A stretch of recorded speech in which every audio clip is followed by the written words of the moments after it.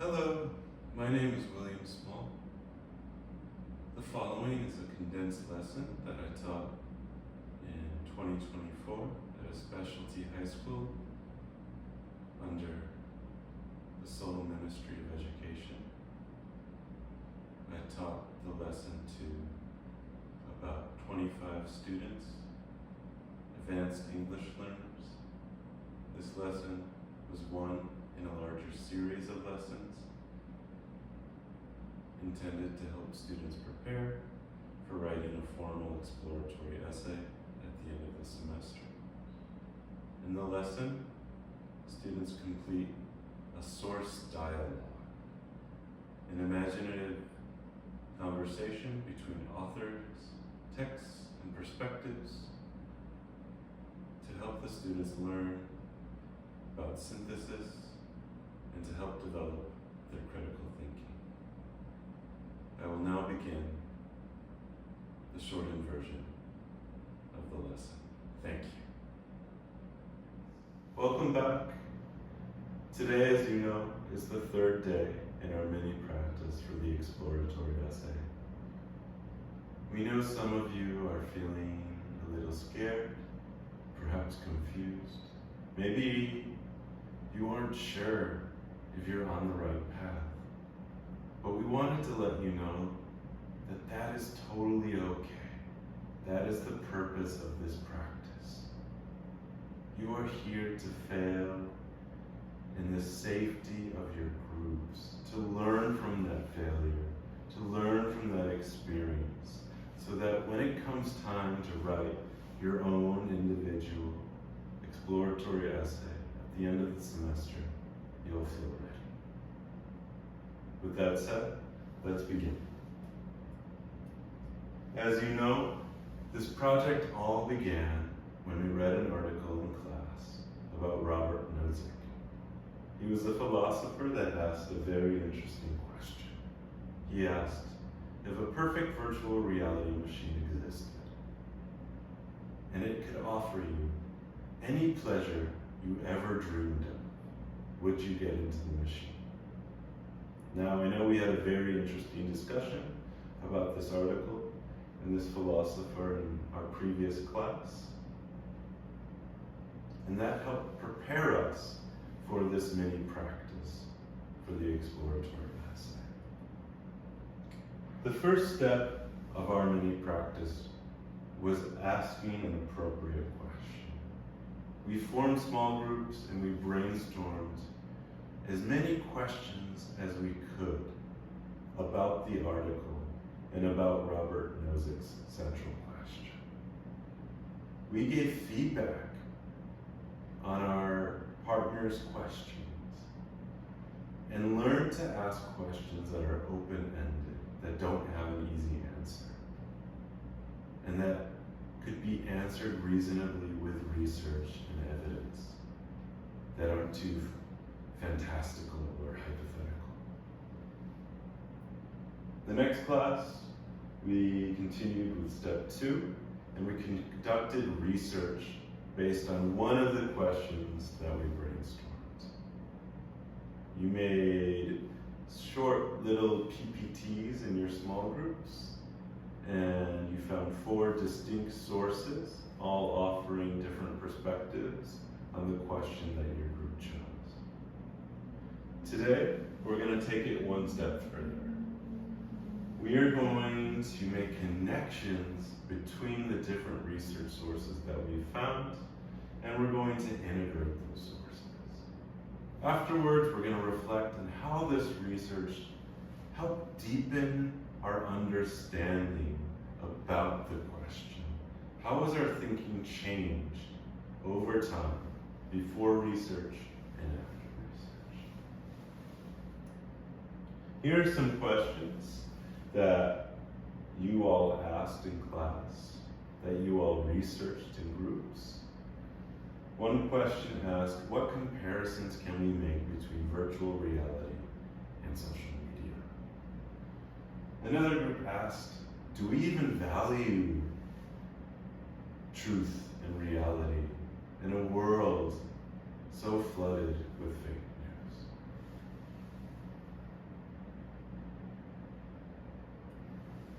order to help you integrate and connect your sources, we're going to create a source dialogue.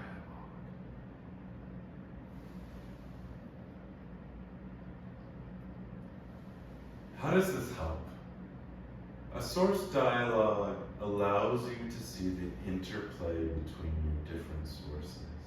What information can one source offer to help you better understand your central question? You will begin to notice connections between your sources, contradictions between your sources. Where do they agree? Where do they disagree? What biases does this article contain? What biases does this article contain?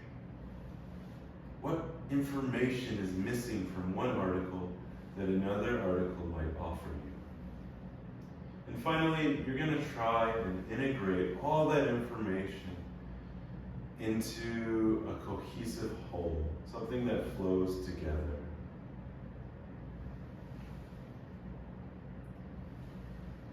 So I would like you and your groups to imagine that you find the authors of your research sources all sat at a table, and you sit at the table with them, and you're able to listen to the authors talk to each other about your group's question.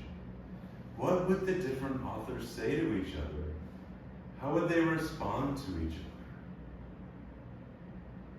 Imagine yourself at that table with them, taking little notes, recording the conversation, so that you can better understand the central question. So here's your task. Your group's going to write a short dialogue where your sources talk to each other about your group's question.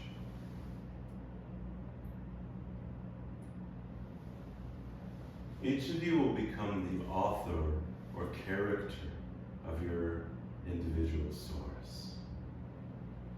The topic of your conversation, as I said, must be your group's central question. Think about, where do your sources agree with each other? Where do they support each other? Where do they disagree with each other? Where do they contradict? And what new insights and questions can we discover through that dialogue? Information is not something we need to memorize. It exists in a fluid state.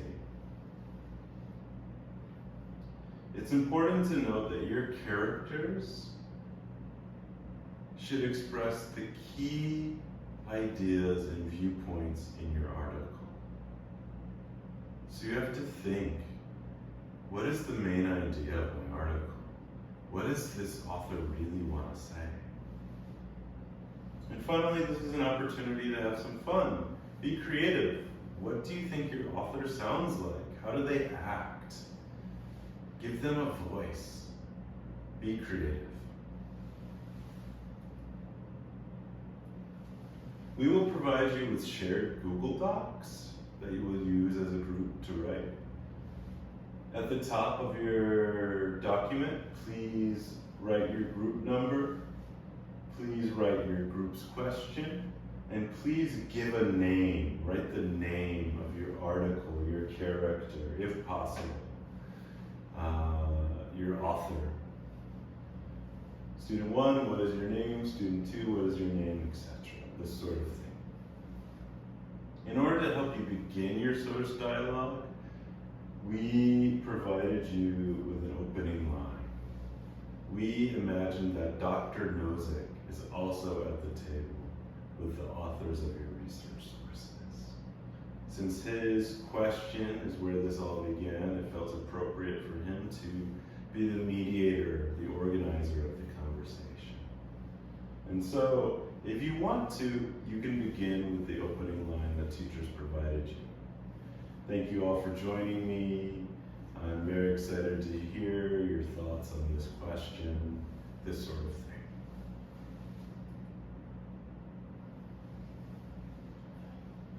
Here's an example. Your source dialogue does not need to be this long, so please don't be scared. This is teacher's example.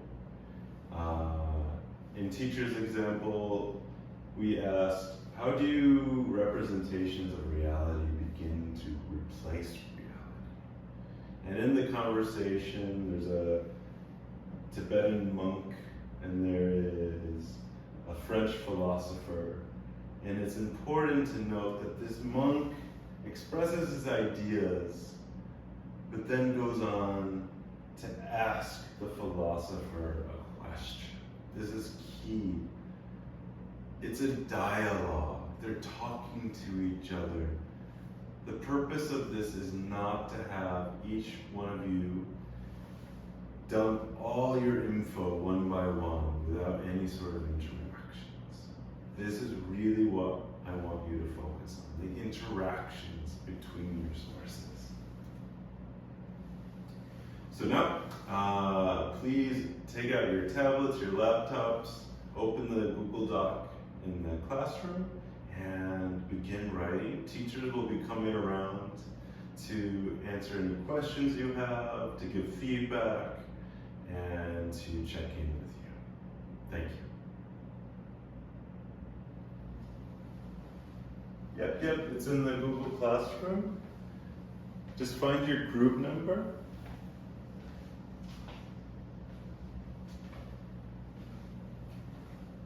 There you go, yep. Remember, your dialogues are talking to each other. It's not just about listing all the information that you found. It's about finding the key ideas and having them express them and challenge the key ideas of the other speakers. You're all doing so amazing. Thank you for working so hard.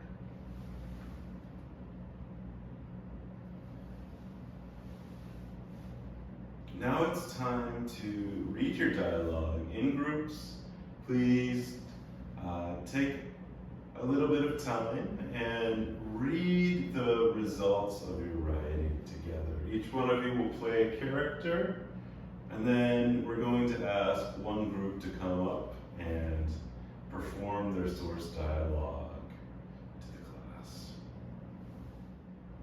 Wow, you worked so hard. Here we have group 3's source dialogue, and we wanted to share one key point from their dialogue. Here it says, well, my thought is similar, but at the same time, a bit different from yours. This is so key, this acknowledgement that we both agree on this topic, but in slightly different ways.